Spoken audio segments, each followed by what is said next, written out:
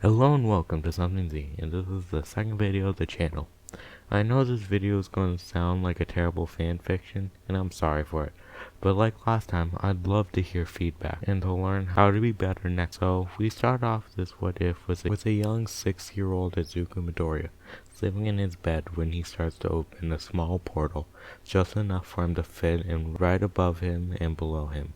So he starts to continuously fall from his ceiling to his bed for about 5 times until his mother came into the room and turned on the lights, in which the young Izuku hit his bed with a loud thud, which in my mind would be about 5 stories, and the 6-year-old Izuku was screaming in pain because he just landed on his mat really hard, in which Inko would take Izuku to the doctor the next day to see if he had a quirk, and which the doctors figured out and named it Shadow Portal. The darker the room or area is, the bigger the portals and the amount he can make is increased. So if he is in direct sunlight, he can make a couple portals for a couple seconds, but they take energies to make, so he needs to be careful how he uses them in direct sunlight. Also, he doesn't need to directly see where he puts the portals, but he has to put more concentration on them and know exactly where he wants them to 20 feet distance at most. In this what if, Bakugo would not call Izuku Deku because he has a quirk, and instead of being a bully to Izuku, he would actually be a friendly rival. But I'm just gonna say Deku just because it sounds right. And in my mind, he would be the second strongest in his class, because Bakugo's quirk is explosions, which would make Izuku's quirk weaker, since the explosions would make it harder for him to make a portal. So we skip to the beginning of the anime, and Deku is still a nerd about heroes, but this Izuku is more fit and more confident, since Bakugo didn't bully him, since he had a quirk, and the teacher is talking to the class about what track they want to be in for high school. And when he asked who wanted to be in the hero course, Izuku raised hand while Bakugo rambled on why he's the best. That went on until the school day ended. When Izuku was ready to go home, Bakugo asked if he wanted to walk to Head's house and hang out, but Izuku declined, saying he was a bit tired and wanted to rest at home. So Izuku took a shortcut to his house by walking under a bridge. When he was in the middle of the bridge, he noticed the slime villain jump out from the sewers, and in self-defense, he created a portal big enough to trap the villain. He just made him loop fall until he heard something shoot out from the sewers, beginning to speak. "Have no fear, citizen, for I am here." Then he sees the young Izuku just laying down, watching the villain fall over and over again. Then seeing the energy drain Izuku, he destroys Smash and puts the villain in the bottle, and tries to wake up the now almost unconscious Izuku. And he also signs his notebook and waits a good 20 minutes for Izuku to actually wake up and process what's happening. And when he does, he stands up fast, realizing he is in front of the #1 hero. Then he grabs his notebook, going to ask for an autograph, but then he realized he already did. "You have quite a good quirk, kid. It could be very useful if used correctly, but I'm pretty sure you already know that it's illegal to use your quirk without a license. But I'll keep quiet since you helped save the day today." "Oh, okay, All Might. I won't do it again." Then the tired Izuku walked home, and after that day, Izuku started to train his quirk even more with Bakugo over the next 10 months, so he can get better at maintaining portals for longer periods of time. And in farther distances and in brighter places. So by the end of training, he can now do a 25-foot radius, and he has a little bit better control over the portal limit and energy consumption. So we skip to when Izuku and Bakugo walk towards the front doors, when Izuku slips and falls on a pebble, and he instantly creates a portal for him to fall through. Then he stops falling and is just floating. Then he notices a brown-haired girl holding his backpack. She sets him down. "Oops, sorry, I thought you needed my help."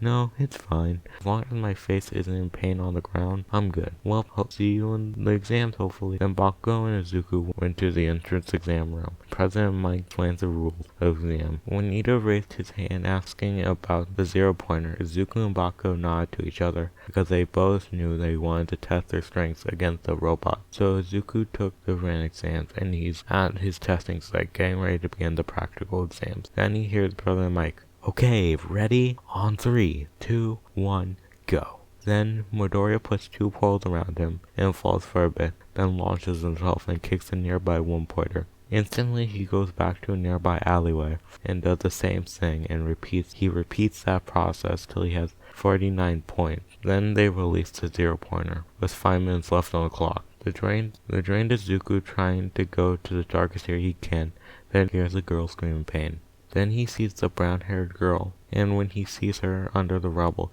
he runs to her and puts a portal underneath her in the floor next to her, and he scoops her up and carries her to the alley. Thank you for saving me. I guess we're even. No problem. Can you walk? It hurts, but I'm still able to walk at least. Okay, see you later. The Izuku used most of his energy to summon 2 more portals, one to the floor and one to the highest he can reach, which is around 25 feet. Then he falls for about 3 minutes, so let's just keep him falling for around 500 feet. Then he summons the portal in front of the robot, and he gets prepared to kick, and he hits it at high enough speed to make a decent sized dent, and knocks down the 0-pointer, and on the impact of the ground, the robot explodes. And when Izuku realizes he's falling, he notices that his leg is messed up and broken. He was too drained from the portal that he wasn't able to make a portal, and right before he hits the ground, he gets slapped in the face by the brown-haired girl, and passes out.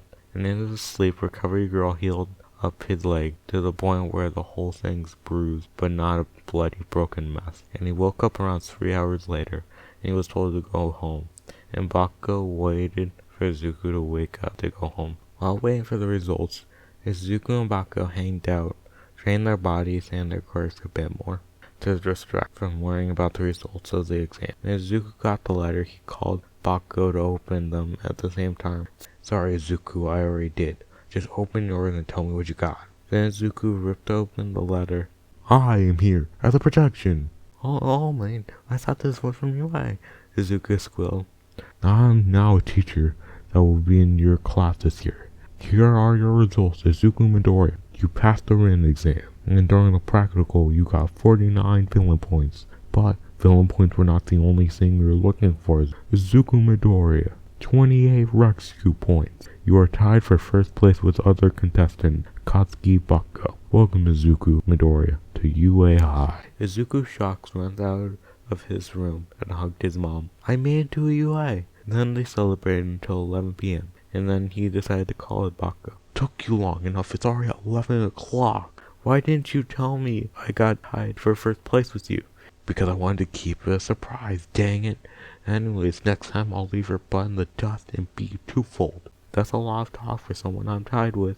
But I'll play your game. If you double your power, I'll just be stronger than that. Anyways, see you tomorrow. So we time skipped to win the first day of UA, and Bakugo and Izuku walked to UA. Izuku, while on the train, decided to look at his notes to see how he can improve his attack and aerodynamics for when he launches himself. And Bakugo a couple times told him how he himself launches in the air. But the journey to UA was mostly quiet. When they got to their classroom a bit early, they got prepared for their first day, and wanting to relax, Bakugo puts his legs on his desk. Then a minute later, he hears shouting, and when the two turn their heads, they see a short black-haired man with square glasses. Then Izuku remembered the guy in the entrance exam who shouted about the robot.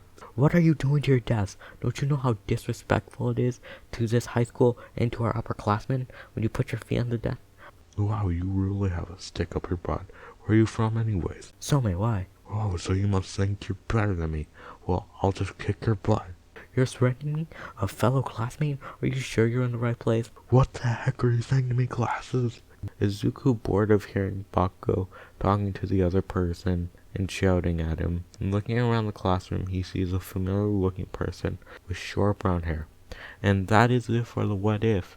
Come back next week for the next part, and remember that if you think you have any advice for me, I'd love to hear it. So see you all next time on Something Z. Thanks for watching.